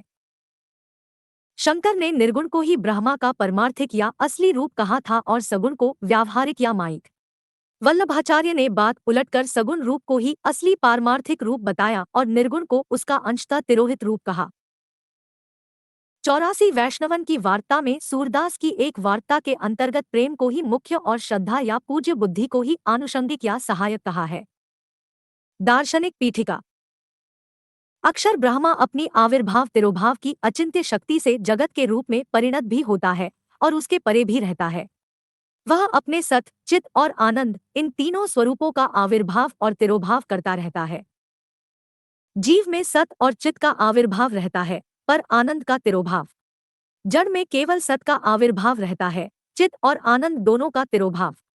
माया कोई वस्तु नहीं। श्री कृष्ण ही परब्रह्म है, जो दिव्य गुणों से संपन्न होकर पुरुषोत्तम कहलाते हैं। आनंद का पूर्ण आविर्भाव इसी पुरुषोत्तम रूप में रहता है, अतः यही श्रेष्ठ रूप है। पुरुषोत्तम कृष्ण की सब लीलाएं नित्य हैं। वे अपने भक्तों के लिए व्यापी वैकुंठ में, जो विष्णु के वैकुंठ से ऊपर है, अनेक प्रकार की क्रीड़ाएं करते रहते हैं। गोलोक इसी व्यापी वैकुंठ का एक खंड है, जिसमें नित्य रूप में यमुना, वृंदावन, निकुंज इत्यादि सब कुछ है। भगवान की इस नित्यलीला सृष्टि में प्रवेश करना ही जीव की सबसे उत्तम गति है। पुष्टि मार्ग। प्रेम साधना में वल्लभ ने लोक मर्यादा और वेद मर्यादा दोनों का त्याग विधेय ठहराया। इस प्रेमलक्षणा भक्ति की ओर जीव की प्रवृत्ति तभी होती है जब भगवान का अनुग्रह होता है, जिसे पोषण या पुष्टि कहते हैं। इसी से वल्लभाचार्य जी ने अपने मार्ग का नाम पुष्टिमार्ग रखा है। उन्होंने जीव 3 प्रकार के माने हैं। 1. पुष्टि जीव, जो भगवान के अनुग्रह का ही भरोसा रखते हैं और नित्यलीला में प्रवेश पाते हैं। 2. मर्यादा जीव, जो वेद की विधियों का अनुसरण करते हैं और स्वर्ग आदि लोक प्राप्त करते हैं। और 3. प्रवाह जीव, जो संसार के प्रवाह में पड़े सांसारिक सुखों की प्राप्ति में ही लगे रहते हैं। राजनीतिक सामाजिक परिस्थितियां। कृष्णाश्रय नामक एक प्रकरण ग्रंथ में वल्लभाचार्य ने अपने समय की अत्यंत विपरीत दशा का वर्णन किया है, जिसमें उन्हें वेदमार्ग या मर्यादा मार्ग का अनुसरण अत्यंत कठिन दिखाई पड़ा है। देश में मुसलमानी साम्राज्य अच्छी तरह दृढ़ हो चुका था। हिंदुओं का एकमात्र स्वतंत्र और प्रभावशाली राज्य दक्षिण का विजयनगर राज्य रह गया था, पर बहमनी सुल्तानों के पड़ोस में रहने के कारण उसके दिन भी गिने हुए दिखाई पड़ते थे। इस्लामी संस्कार धीरे धीरे जमते जा रहे थे। सूफी पीरों के द्वारा सूफी पद्धति की प्रेमलक्षणा भक्ति का प्रचार कार्य धूम से चल रहा था। एक और निर्गुण पंथ के संत लोग वेदशास्त्र की विधियों पर से जनता की आस्था हटाने में जुटे हुए थे। आता वल्लभाचार्य ने अपने पुष्टिमार्ग का प्रवर्तन बहुत कुछ देशकाल देखकर किया।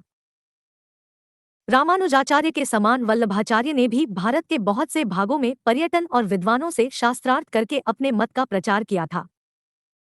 वल्लभ संप्रदाय की उपासना पद्धति। वल्लभ संप्रदाय में जो उपासना पद्धति या सेवा पद्धति ग्रहण की गई, उसमें भोग, राग तथा विलास की प्रभुत सामग्री के प्रदर्शन की प्रधानता रही। भोगविलास के इस आकर्षण का प्रभाव सेवक सेविकाओं पर कहाँ तक अच्छा पड़ सकता था। जनता पर चाहे जो प्रभाव पड़ा हो, पर उक्त गद्दी के भक्त शिष्यों ने सुंदर सुंदर पदों द्वारा जो मनोहर प्रेम संगीत धारा बहाई, उसने मुरझाते हुए हिंदू जीवन को सरस और प्रफुल्लित किया। इस संगीत धारा में दूसरे संप्रदायों के कृष्ण भक्तों ने भी पूरा योग दिया। भागवत धर्म का उदय यद्यपि महाभारत काल में ही हो चुका था और अवतारों की भावना देश में बहुत प्राचीन काल से चली आती थी, पर वैष्णव धर्म के सांप्रदायिक स्वरूप का संगठन दक्षिण में ही हुआ। सब संप्रदायों के कृष्ण भक्त भागवत में वर्णित कृष्ण की बजलीला को ही लेकर चले, क्योंकि उन्होंने अपनी प्रेमलक्षणा भक्ति के लिए कृष्ण का मधुर रूप ही पर्याप्त समझा।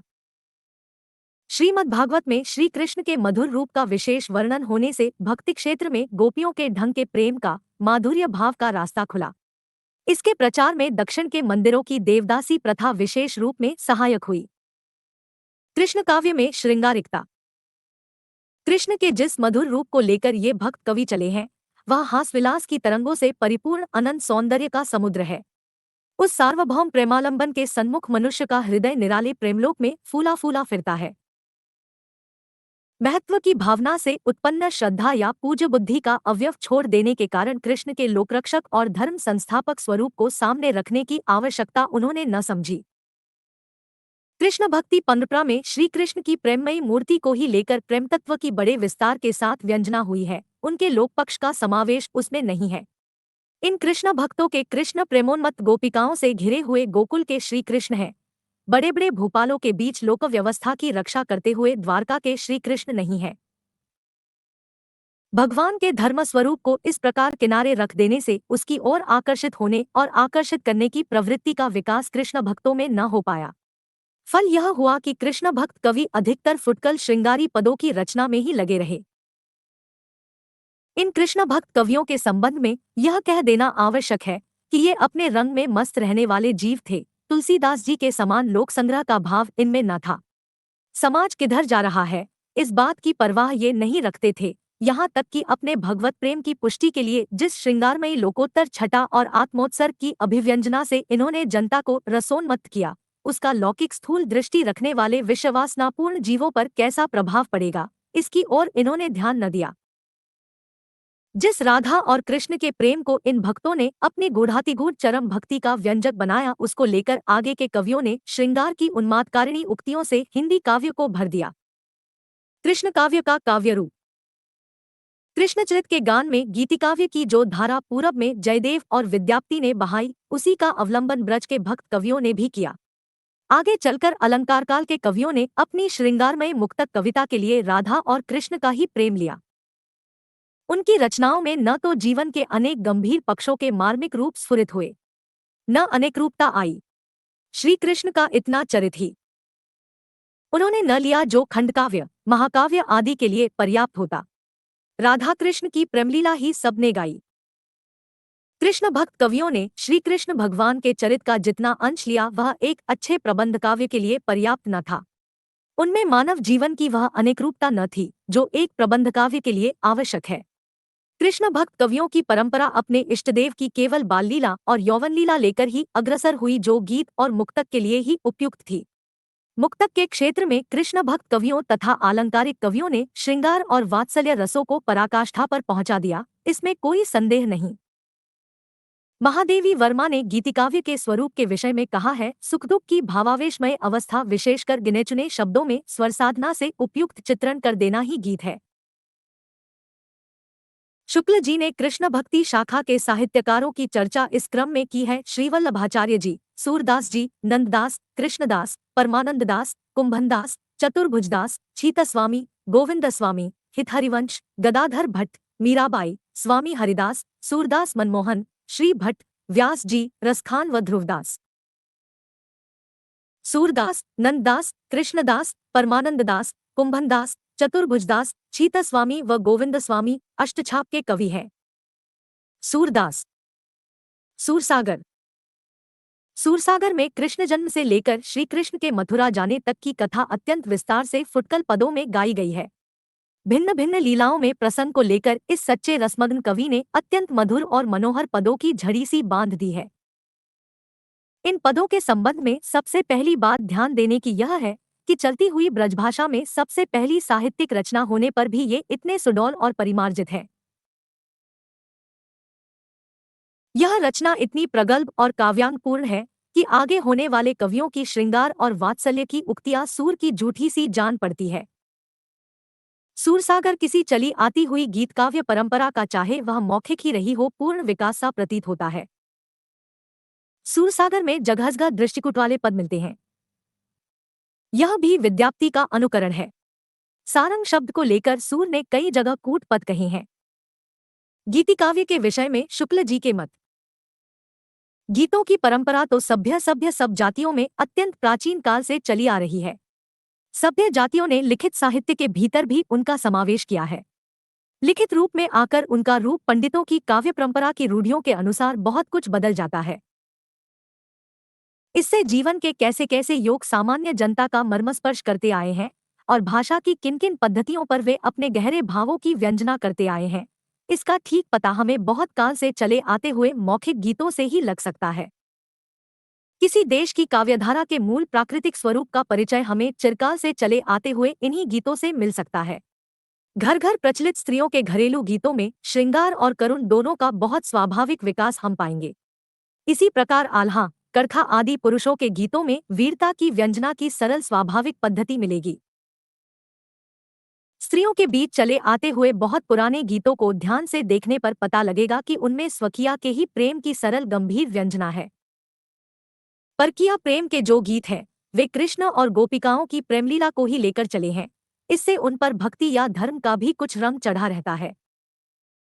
पश्चिमी हिंदी बोलने वाले सारे प्रदेशों में गीतों की भाषा ब्रज ही थी।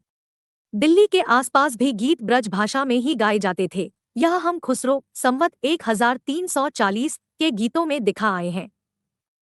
कबीर संवत 1560 के प्रसंग में कहा जा चुका है कि उनकी साखी की भाषा तो सदुक्कड़ी है, पर पदों की भाषा काव्य में प्रचलित ब्रजभाषा है। वात्सल्य और श्रृंगार।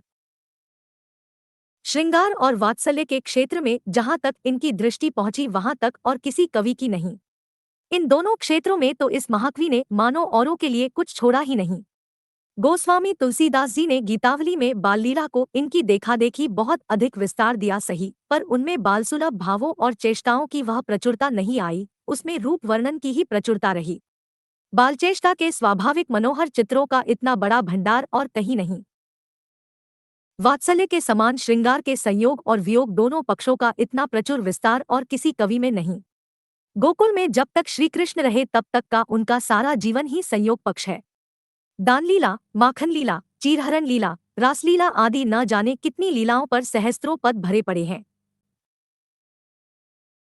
सूर ने एक न्यारे प्रेमलोक की आनंद छटा अपने बंद नेत्रों से देखी है।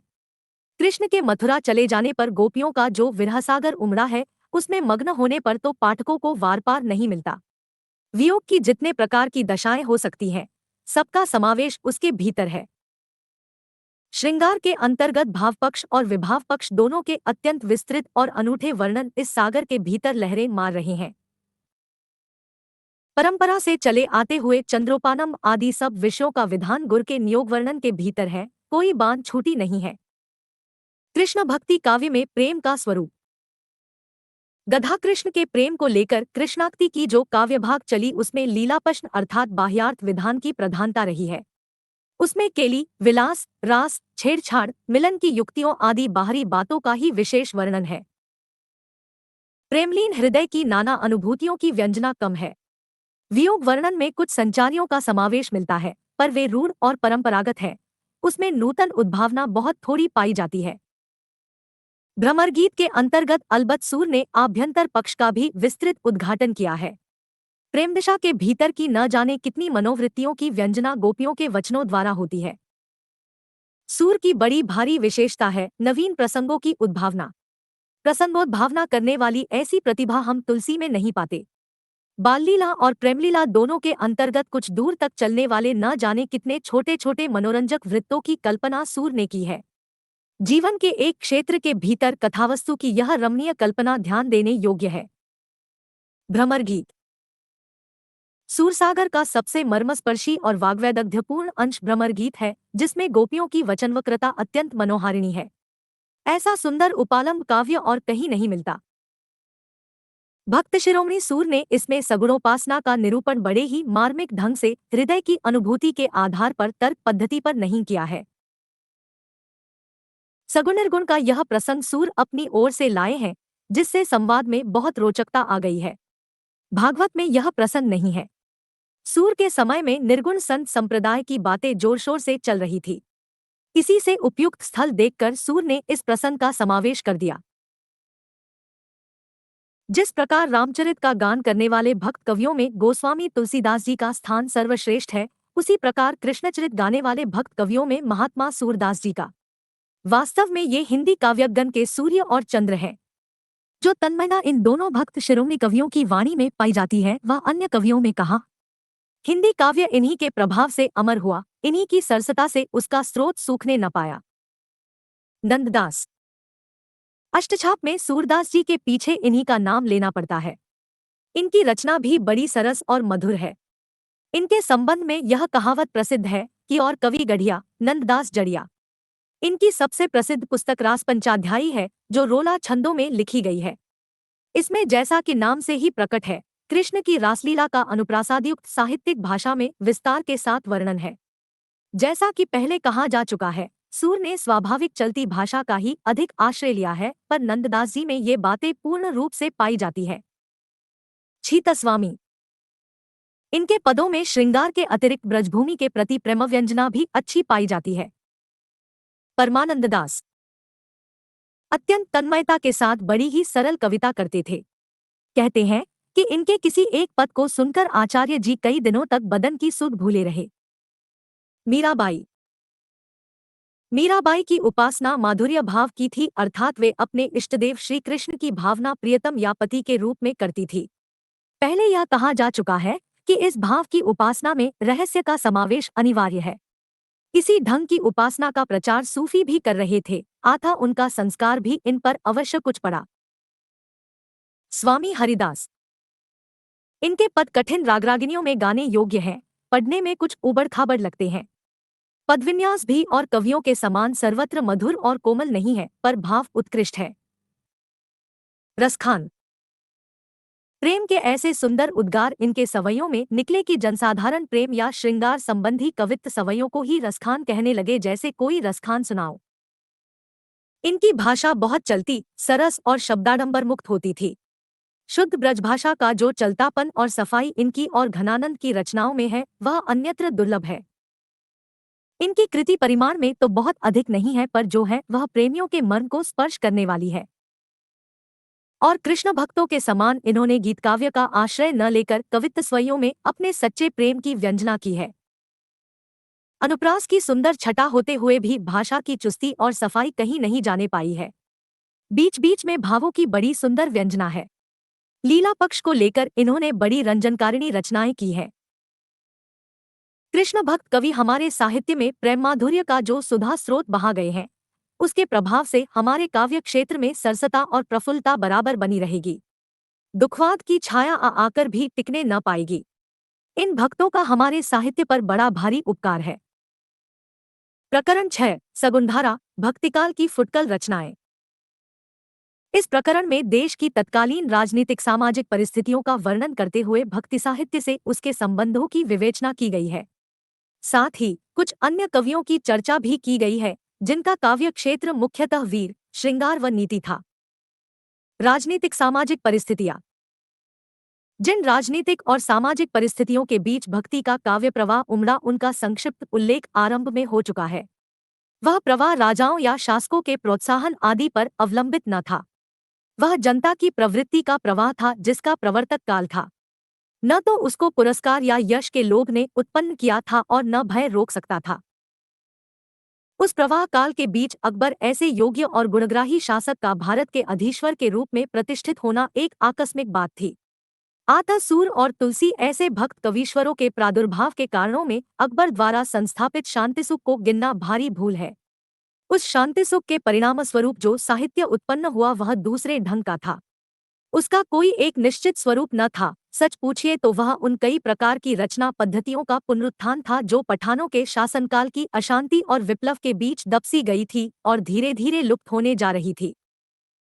पठान शासक भारतीय संस्कृति से अपने कट्टरपन के कारण दूर ही दूर रहे। अकबर की चाहे नीति कुशलता कहिए, चाहे उदारता, उसने देश की परंपरागत संस्कृति में पूरा योग दिया, जिससे कला के क्षेत्र में फिर से उत्साह का संचार हुआ।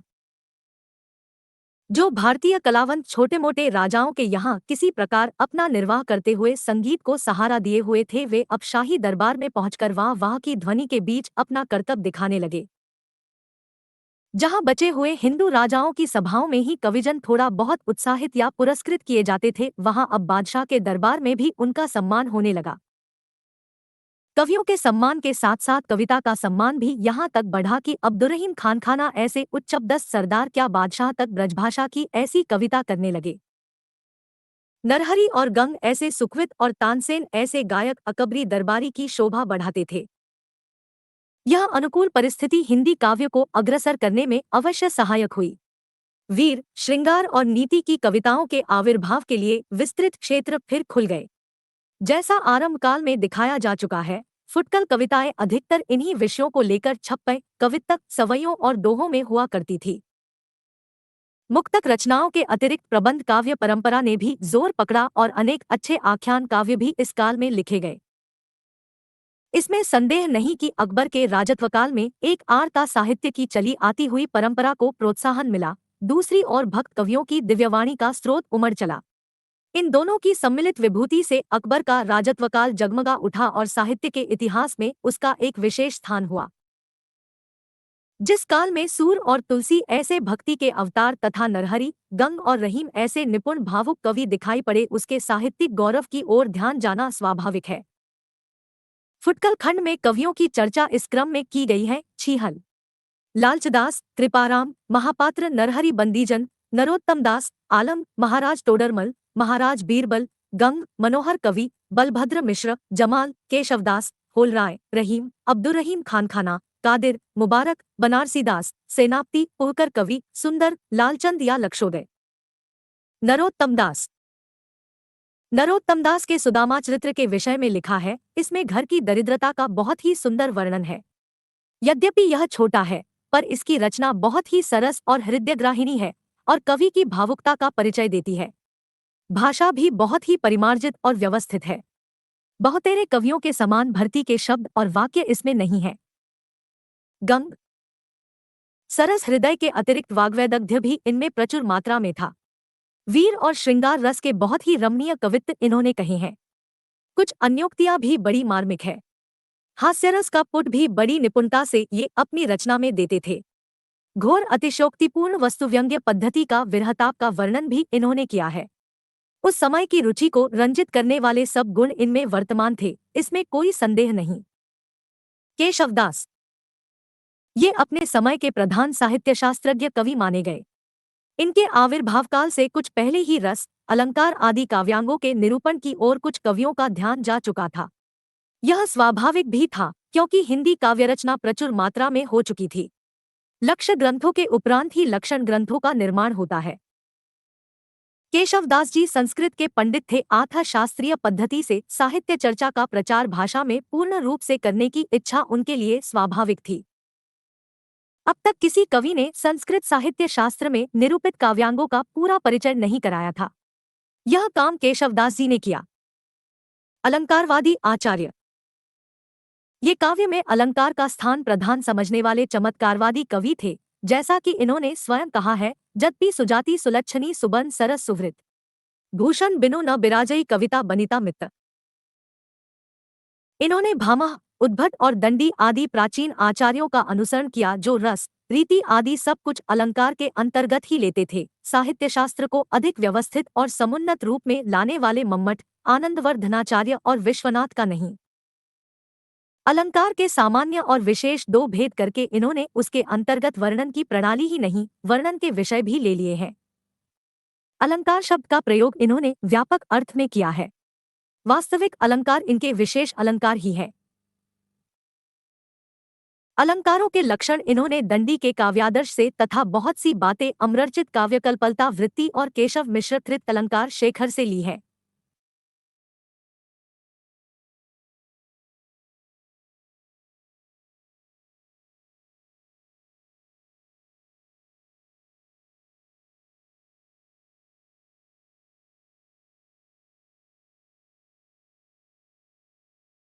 केशव के 50 या 60 वर्ष पीछे हिंदी में लक्षण ग्रंथों की जो परंपरा चली वह केशव के मार्ग पर नहीं चली।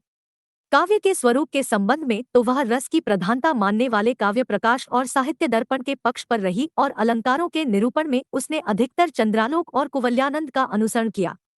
इसी से केशव के अलंकार लक्षण हिंदी में प्रचलित अलंकार लक्षणों से नहीं मिलते। केशव ने अलंकारों पर कविप्रिया और रस पर रसिकप्रिया लिखी। इन ग्रंथों में केशव का अपना विवेचन कहीं नहीं दिखाई पड़ता। सारी सामग्री कई संस्कृत ग्रंथों से ली हुई मिलती है। नामों में अवश्य कहीं कहीं थोड़ा हेरफेर मिलता है, जिससे गड़बड़ी के सिवा और कुछ नहीं हुआ है। रामचंद्रिका। रामचंद्रिका अवश्य एक प्रसिद्ध ग्रंथ है, पर यह समझ रखना चाहिए कि केशव केवल उक्तिवैचित्र्य और शब्द क्रीड़ा के प्रेमी थे। जीवन के नाना गंभीर और मार्मिक पक्षों पर उनकी दृष्टि नहीं थी। आता वे मुक्तक रचना के ही उपयुक्त थे, प्रबंध रचना के नहीं। प्रबंध पटुता उनमें कुछ भी न थी। रामचंद्रिका में प्रसन्नराघव, हनुमान नाटक, अनरघराघव, कादंबरी और नैषध की बहुत सी उक्तियों का अनुवाद करके रख दिया गया है। कहीं कहीं अनुवाद अच्छा न होने के कारण उक्ति विकृत हो गई है। जिन उक्तियों में जटिलता नहीं है, समाज शैली का आश्रय नहीं लिया गया है, उनके अनुवाद में कहीं की बहुत अच्छी सफलता प्राप्त हुई है। प्रबंध काव्य के लिए 3 बातें अनिवार्य हैं। 1. संबंध निर्वाह। 2. कथा के गंभीर और मार्मिक स्थलों की पहचान और 3. दृश्यों की स्थानगत विशेषता। संबंध निर्वाह। संबंध निर्वाह की क्षमता केशव में न थी। उनकी रामचंद्रिका अलग अलग लिखे हुए वर्णनों का संग्रह सी जान पड़ती है। कथा का चलता प्रवाह न रख सकने के कारण ही उन्हें बोलने वाले पात्रों के नाम नाटकों के अनुकरण पर पद्यों से अलग सूचित करने पड़े हैं।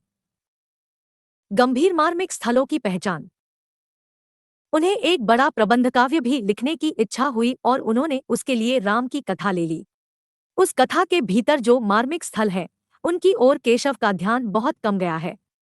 वे ऐसे स्थलों को या तो छोड़ गए हैं या यूं ही इतिवृत्त मात्र कहकर चलता कर दिया है। राम आदि को वन की ओर जाते देख मार्ग में पड़ने वाले लोगों से कुछ कहलाया भी तो यह कि किधों मुनिशाप हत, किधों ब्रह्मदोष रत, किधों को ठग हों।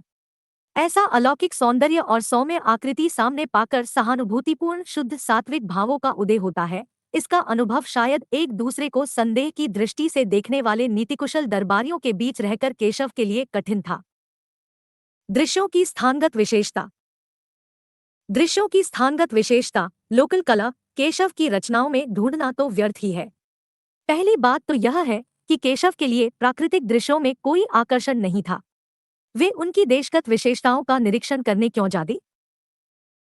दूसरी बात यह है कि केशव के बहुत पहले से ही इसकी परंपरा एक प्रकार से उठ चुकी थी। कालिदास के दृश्य वर्णनों में देशगत विशेषताओं का जो रंग पाया जाता है, वह भवभूति तक तो कुछ रहा, उसके पीछे नहीं। फिर तो वर्णन रूढ़ हो गए। चारों ओर फैली हुई प्रकृति के नाना रूपों के साथ केशव के हृदय का सामंजस्य कुछ भी न था। केवल शब्दसामे के सहारे जो उपमान लाए गए हैं, वे किसी रमणीय दृश्यों से उत्पन्न सौंदर्य की अनुभूति सर्वथा विरुद्ध या बेमेल है। सादृश्य या साधर्म्य की दृष्टि से दृश्य वर्णन में जो उपमाएं, उत्प्रेक्षाएं आदि लाई गई है, वे भी सौंदर्य की भावना में वृद्धि करने के स्थान पर कुतूहल मात्र उत्पन्न करती है। रामचंद्रिका के लंबे चौड़े वर्णनों को देखने से स्पष्ट लक्षित होता है कि केशव की दृष्टि जीवन के गंभीर और मार्मिक पक्ष पर न थी। उनका मन राजसी ठाट-बाट, तैयारी, नगरों की सजावट, चहल पहल आदि के वर्णन में ही विशेषतः रमना है। कहीं कहीं तो उन्होंने उचित अनुचित की भी परवाह नहीं की है, जैसे भरत की चित्रकूट यात्रा के प्रसंग में सेना की तैयारी और तड़क भड़क का वर्णन। अनेक प्रकार के रूखे सूखे उपदेश भी बीच बीच में रखना वे नहीं भूलते थे। दान महिमा, लोक निंदा के लिए तो वे प्रायः जगह निकाल लिया करते थे। उपदेशों का समावेश दो एक जगह तो पात्र का बिना विचार किए अत्यंत अनुचित और भद्दे रूप में किया गया है, जैसे वन जाते समय राम का अपनी माता कौशल्या को पतिव्रत का उपदेश। रामचंद्रिका में केशव की संवाद योजना। रामचंद्रिका में केशव को सबसे अधिक सफलता हुई है संवादों में। इन संवादों में पात्रों के अनुकूल क्रोध, उत्साह आदि की व्यंजना भी सुंदर है, जैसे लक्ष्मण, राम, परशुराम संवाद तथा लवकुश के प्रसंग के संवाद तथा वाक्पटुता और राजनीति के दावपेंच का आभास भी प्रभावपूर्ण है।